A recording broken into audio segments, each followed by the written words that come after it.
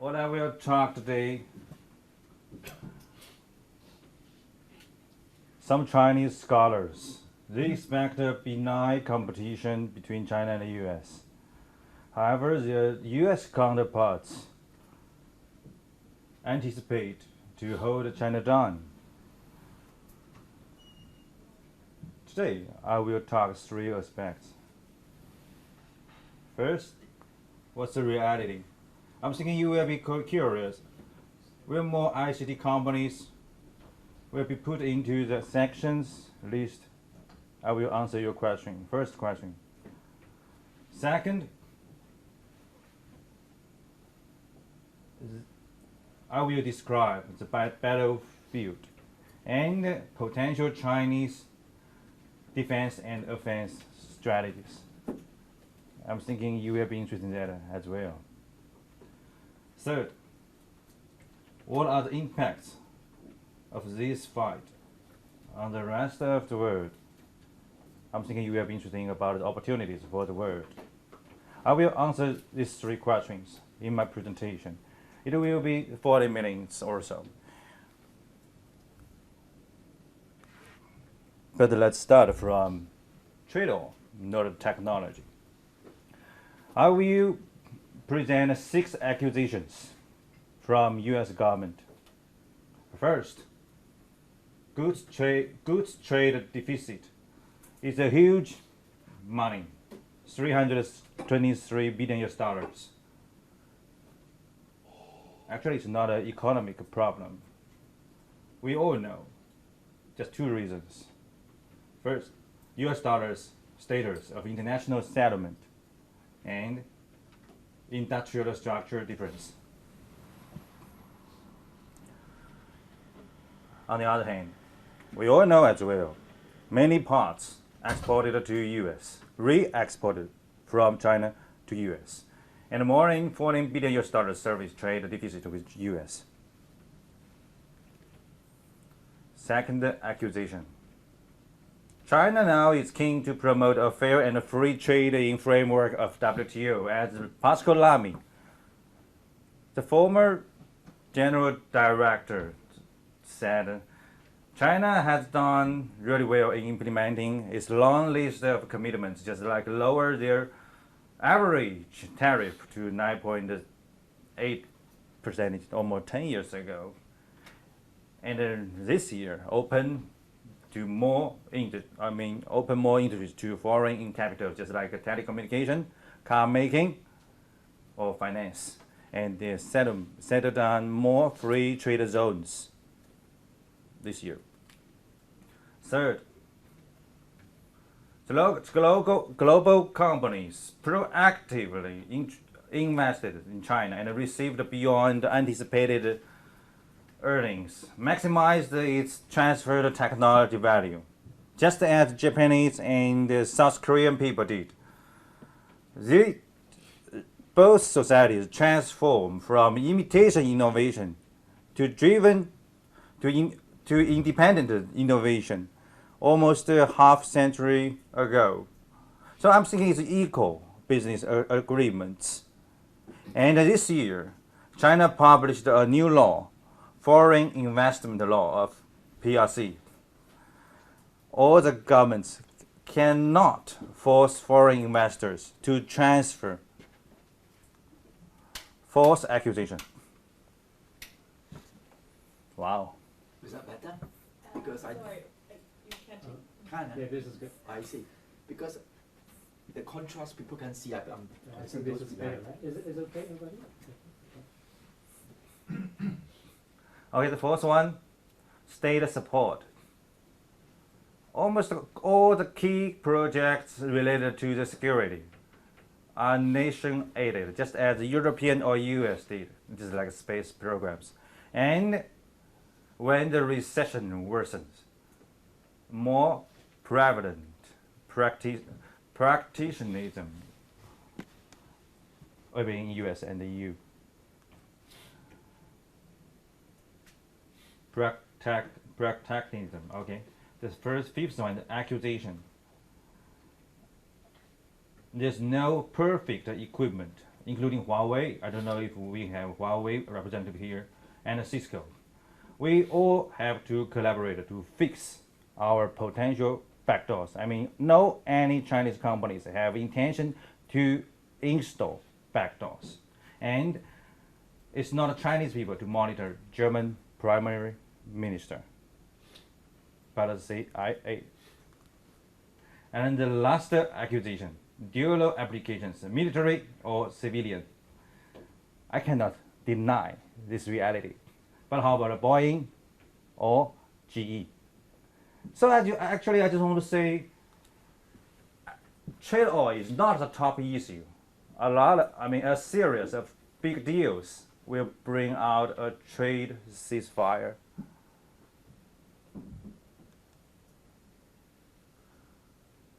Chinese have no impetus to maintain high trade surplus, because exchange rate fluctuating loose and low efficiency of capital use, and Chinese view for technology war. Key technology cannot be borrowed, but be created. Just as developed countries said almost 13 years ago, they told developing countries, no need to reinvent existing technology, just using technology created. However, Japanese, South Korean, or Singapore government guided their resources, just like capital, intellectual protection, property protection, and graduates returning from the U.S. to establish their own biomedical industries to close the gap with U.S. tech superiority. Why U.S.? And where the U.S. anxiety came from? I'm thinking from 2 points. First, loss of customary benefits. But not just China. Emerging countries reshape the global interest map.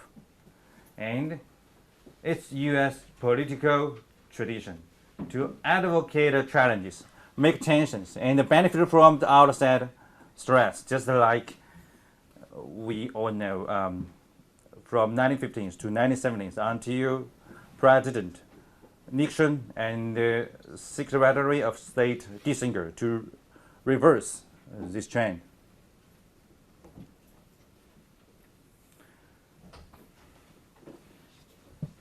It's sure Chinese countermeasures impulse U.S.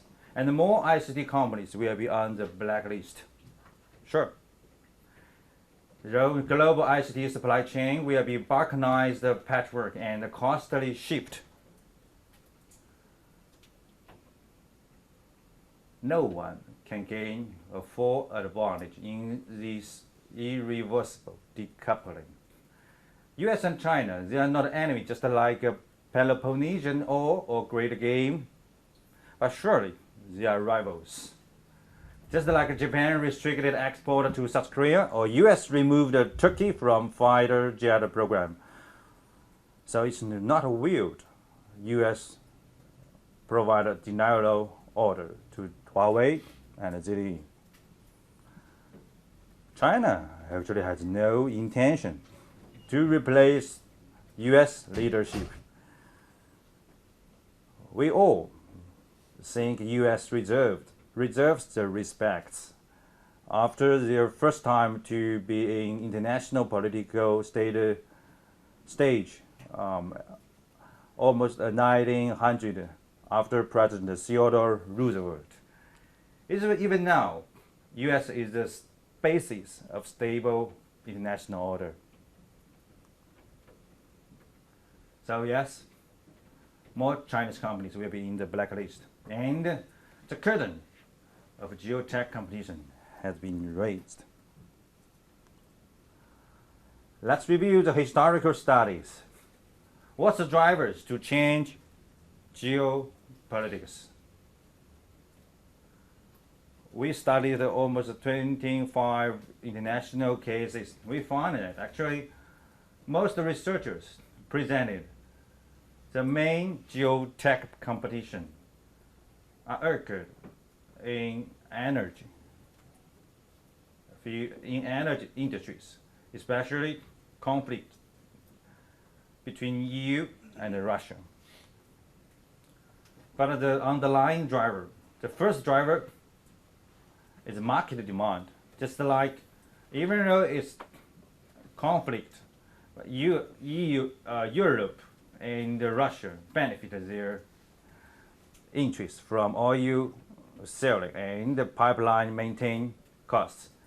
And with the new technology development and new opportunities emerged, just like LNG, shale gas, or nuclear energy. The second driver is regional integration. This case is the Finnish communication technology industry. Because of regional integration, Nokia developed. The third one is capital. After Cold War, there's no huge defense costs for Nordic countries, and but they are relying on patient capital, on SMEs and startups, and other drivers, just like education or propaganda, just like Twitter or Facebook or VOA. They are also be used as political tools. So, actual technology in the history, it's always not that successful. Here I want to present the battlefield. I'm trying to explain that not that technology. In all ICT industries, it's just 3 layers. First, it's basic layer.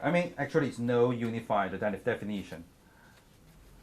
Let's assume the basic layer of ICT provides data transmission and storage services, just like a wired communication, wireless communication, or data center. And the intermediate and the application layer.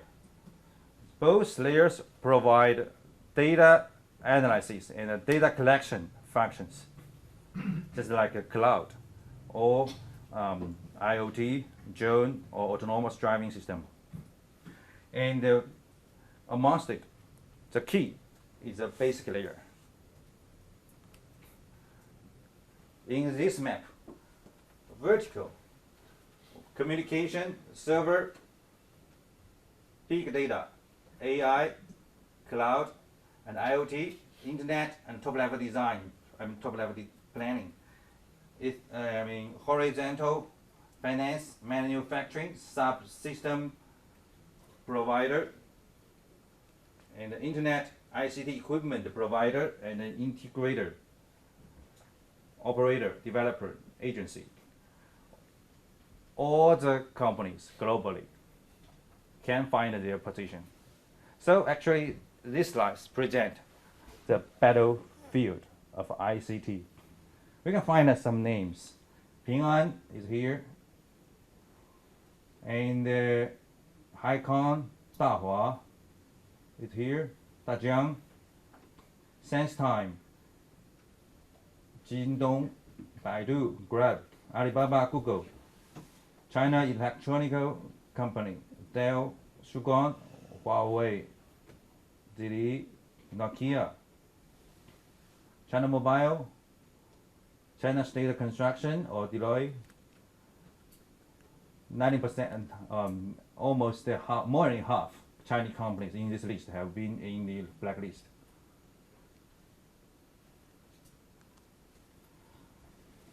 Then I will present Chinese potential strategies. Battlefront. It's Chinese domestic market. It's a lucrative market, but competitive. Local rivals, just like Alibaba or Tencent. Now they are leading in their field.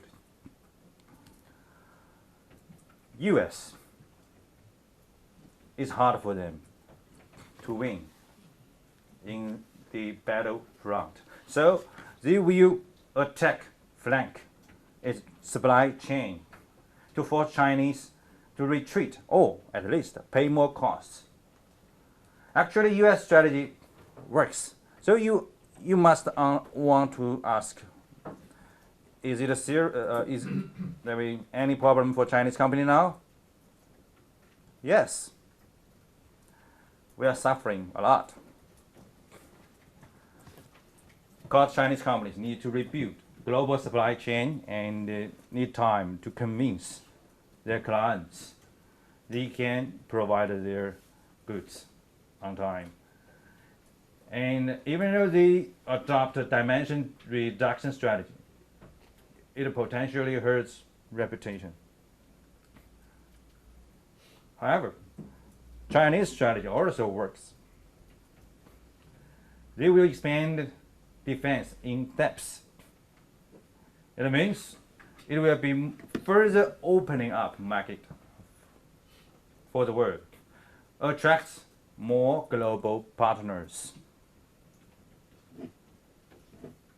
Simple but effective. For example, just like 3 or 4 years ago, 3 years ago, when I led the project in Beijing's subcenter, the Beijing government wants to relieve the population pressure. I provide a strategy to change development mode from land-driven to data-driven and supply-driven, and attract the talents via 5G microgrid autonomous driving system and equalize the public services. So Chinese urbanization is opportunities for the global businesses, just like capital or campus operation and the maintenance. But global companies, they have to compete with the local rivals. All of these rivals are huge companies. During the honeymoon between China and the U.S., Intel authorized their IP, intellectual properties to Chinese companies, and so do AMD and the AIM. Let me explain the CPU market. x86 architecture occupy almost 19% market of server CPU, and AIM could be 9% or so. And however, when the U.S. government asked their companies to refuse to renew patents to Chinese products upgrade, something changed. Even though almost from 17% to 14% avenues from Chinese market, for all of those companies, U.S. companies. Why U.S. companies can beat the Chinese, in CPU field? We can find this figure, intellectual properties in CPU. IBM, Intel, Amazon. All of those companies, or Marvel, AIM, and AMD, their IP are much higher than their Chinese counterparts, except Huawei. So that's DRAM and the NAND flash. Actually, the core parts of servers, just CPU, DRAM, and NAND flash. DRAM for memory, NAND flash for hard disk. And those companies, Samsung, Hynix, and Micron, these 3 companies occupied more than 95% of DRAM market globally. And Samsung, Toshiba, Western Digital, Micron, Hynix, and Intel occupied more than 98% global market. So in this field, they are powerful enough to control global market. And when they are refused to renew the patents to Chinese products, It's a really challenge for China. And let's see the equity structure of those companies. We can find the top 5 shareholders for Intel, AMD, Amazon, Marvel, or IBM. From 25% to 55% are owned by the same companies, just like Vanguard, Capital Group, BlackRock, or Rovi Price. We know these names. And the same scenarios in DRAM and NAND. Even for non-US companies, just like South Korean companies, Samsung or Hynix, we can find them. So for Chinese, their second strategy, merge startups, not existing giant companies, especially non-US SMEs. And is it easy? No. We can find that almost 10 years ago, before the rise of cloud, those capitals have been injected into these companies from 2007 to this year. And this ratio, almost all companies increased their ratio. So, for the next 10 years, global capital will be flooding into core parts of next ICT revolution, just like 6G, quantum computation, robot, and more Chinese capitals will be going into these companies. So equity structure will be changed.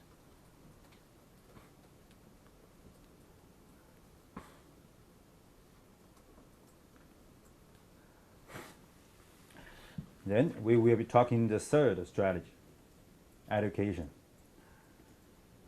Let's assume top 10 universities in each disciplinary present the leading powers worldwide.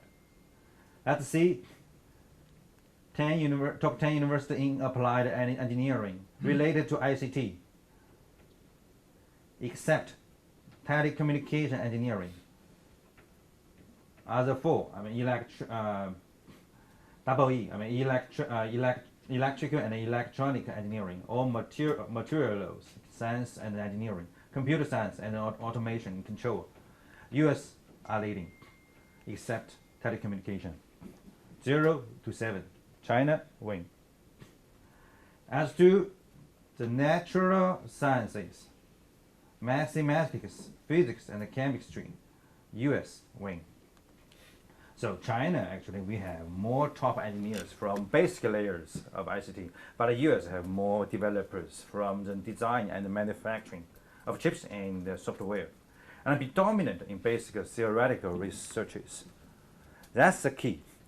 So you could be asking another question: when China will reverse this situation?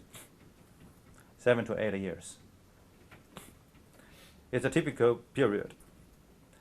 8 years later, something will change. And for the traditional applied engineering, just like environmental engineering, chemical, mechanical engineering, water resources, remote sensing, or food science, transportation, aerospace,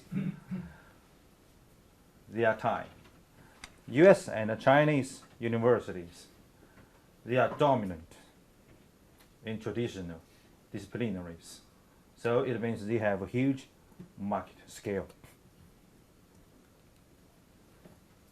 And the US strictly controls the visas to Chinese.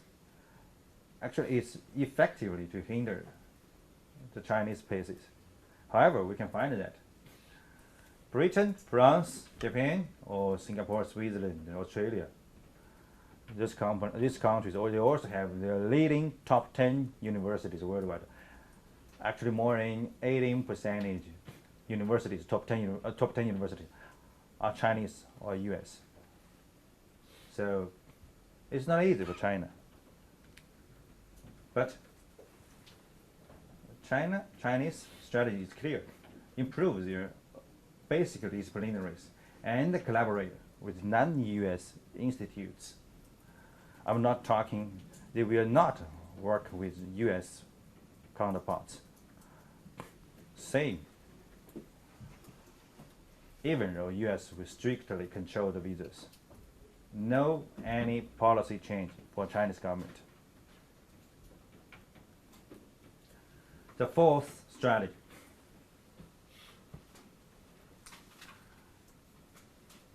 It's easy. It's just collaborate with other major players in the third country markets. US have two options. You can join it or against it.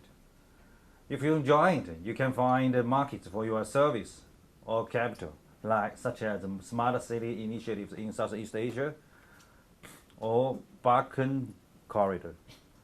Or if you want to fight, no one pays global infrastructure, including in ICT infrastructure and the traditional infrastructure. And no one is able to organize a high efficiency construction team, except China. And their allies, US allies, like France, Japan, South Korea, Switzerland, or Australia. They can export from the third party, just like Morita Chemical exports the high purity hydrogen fluoride to South Korea from China. And they can occupy Chinese market. So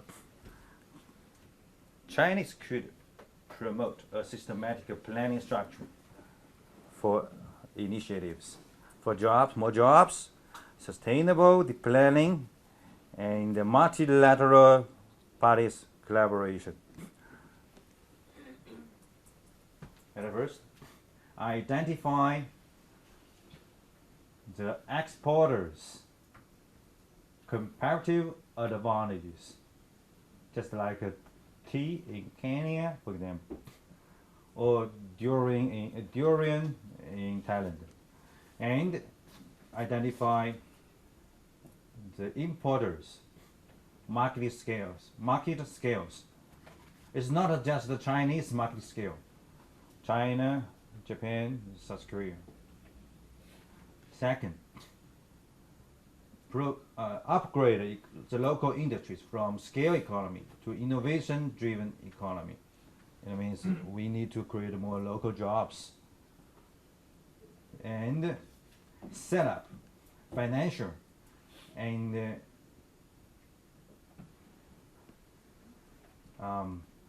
governance mechanism, promote multilateral collaboration mechanism, and then use this framework to guide traditional and digital infrastructure planning and construction. I'm going to use this framework for my projects, just like Pakistan, Germany, or China. Here is a case. I investigated those cities: Reddit, Trieste, Venice, Innsbruck, Munich, Linz, Vienna, Graz, Koper, Rijeka, Ljubljana, Zagreb, Budapest. I talked with the local governments. I suggest them to identify their comparative advantages. We can find, here I'm using agriculture as an example. For Austria, this 5 countries: Austria, Croatia, Hungary, Slovakia, and Slovenia. Agriculture is comparative advantage for Austria, Croatia, and Hungary. However, those countries, over-reliance for EU market, more than 18% exported to EU market. I'm using beef as an example. China import beef 800,000 tons in 2016, and we can find that the figure in 2015 is 600,000, and in 2014 it's 300,000. So it's a huge lift. Almost 90% from Brazil, Australia, or New Zealand. And we can find 20% of Austrian adult cattle is organic in 2016. It's highest percentage in EU. If we just export 1% organic beef to China, it's 400 tons. It's 3 million euros. But each year, Chinese import, 1% of Chinese import is 8,000 tons. So it's easy to digest this figure. And if we export 1% normal Australian beef export to China, it's 8 or 9 million euros. And we can find a similar scenario in tourism. Average extra EU visitor expenditure in EU. Chinese is 7.7%. But this figure in Austria and Hungary just 4%. So if we increase 1% Chinese visitor expenditure locally, it's 2 million euros. So actually for any countries, they just need to increase 1% increase. Will be a lot of money for the local people. I invested all of these cities, or talk, or present to, or report to those local governments. South Korea, South America, in Thailand, Malaysia, Eastern Africa. We can find this opportunities from third country market. We are using traditional and ICT infrastructure to increase the goods and service export. Conclusion. You may ask, how to mitigate the global damages from this protracted struggle? I'm thinking it's odd. Some of you could be coming from investment companies. I would have to say global investors. Now they have limited confidence to expand their investment because of uncertainties. Declining economies and WTO, they can benefit from an open China. Declining economies, when I write down these letters, I'm thinking Singapore, Germany, or Brazil, or I'm thinking all the major countries will be coming to recession soon, by the end of this year. They don't need to choose the sides. That's the key. Chinese would like to work with them, and they also can keep their relationship with U.S. And you may ask who will win, China or U.S.? Here I would like to use another case. 6G. 5 years later, from 2025 to 2030, it will be emerging. Chinese now, they are competitive in 5G due to fiber optics communication in the ground. It's safe and safe. About 90% global data transmission capacities are provided by the fiber optics, including wireless communication in the ground. US, they are competitive in satellite. They can provide a wider transmission distance. And they will be used in national political powers to fight for the potential leading role in before the next wave of ICT revolution. So, I don't know who will win. I mean, China, U.S., or even Russia, Switzerland, Japan, EU, Canada, India, Singapore, Israel, or South Korea. All of those countries, they have already joined this competition. Situations still could reverse. Countries proper or weaker depends on their adaptation capacity to the change. You also could ask me why no wider discussion past the decades on ICT geotech competition, just like energy. Actually, last wave of ICT revolution, just like a 4G or smartphone from 2005 2010, even business veterans have no imagination.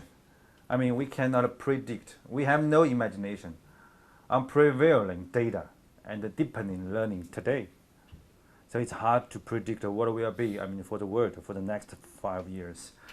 So it's hard to imagine current mobile payment, just like Alipay or Apple Pay, or online social and live applications, just like LinkedIn, Tencent, or ByteDance, or cloud computation like Amazon Web Service, or Microsoft Azure, Wing, and Google Wing, Google Cloud, face recognition, E2, SenseTime, or Zhejiang. Those companies just emerged 5 years ago. Yeah.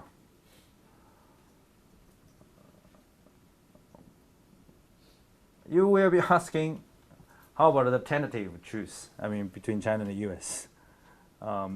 Last week I'm thinking it's signed by U.S. and Chinese government. It will be filed again next year. Yes. President Trump pressed pause due to exacerbating economic risks and the impeachment inquiry. Impending deal doesn't tackle any substantial issues. And for the both parties, they are hard. I mean, it's very hard to reach a consensus unless China surpasses US in GDP and technology in the next 7 or 8 years. A lot of ambassadors ask me the same question: when China will pass US, or when this all will be ceased? I answered 8 years later, not now. So China will use this exterior pull to deepen its own reform and open to resolve its own domestic problems, just like industry, upgrade, employment, social equality, or anti-corruption. That's the real challenges for China. For the future, I'm not optimistic. I mean, for China and the US geotech competition. Hopefully, both countries can collaborate for the substantial global challenges like climate change, energy security, poverty removal, or terrorism. They do need could develop, strategic vision to avoid a tragedy, and while showing their good wills to collaborate, as President Franklin Roosevelt did in 1945. It's a Chinese. I like it. Just like insist on the truly valued things, regardless gains and losses. Or life is like a converse journey in a little boat. I'm thinking China and the US geotech competition will be like this. As for the collaboration, yes, they will, but not now. Thank you very much.